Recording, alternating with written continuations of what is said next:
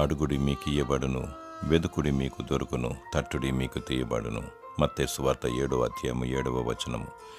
నీవు అడిగిందెల్లా ఇవ్వడానికి దేవుడు సిద్ధంగా ఉన్నాడు. ఆయన దగ్గర సమస్తము మరియు సమృద్ధి ఈవులు కలవు. ఆయనను కోరుకుంటే అనుక్షణము నీకు దొరుకుతాడు. ఏది కావాలన్న మన తండ్రి అనే దేవుణ్ణి అడగాలి. బుద్ధి, వివేచన, పరలోకపు జ్ఞానము దయచేయమని ప్రార్థించు. మొదటిగా ఇతరుల కొరకు విజ్ఞాపన చేయాలి. సమస్త భూజనుల మేలు కొరకు మరియు వారి రక్షణార్థమై ప్రార్థించాలి. గొప్పవారి కొరకు, అనారోగ్యుల కొరకు ప్రార్థించాలి. శత్రువులను క్షమించమని వారి కొరకు ప్రార్థించాలి. వారిని దీవించమని కోరుకోవాలి. పెళ్లి కాని యవనస్తులు సరి అనే వ్యక్తిని పార్ట్నర్గా దేవుని చిత్త ప్రకారంగా దయచేయమని ప్రార్థించాలి. పెళ్ళి అయిన వారు వారి సంసార దాంపత్య జీవితంలో ఓర్పు, సహనము మరియు విజయము దయచేయమని ప్రార్థించాలి. పరలోక రాజ్యం కోసం సిద్ధపాటు కలిగి అందులో ప్రవేశించుటకై ప్రార్థించాలి. దేవుడు నీ మనవిని ఆలకించి నిన్ను దీవించునుగాక. ఆమేన్.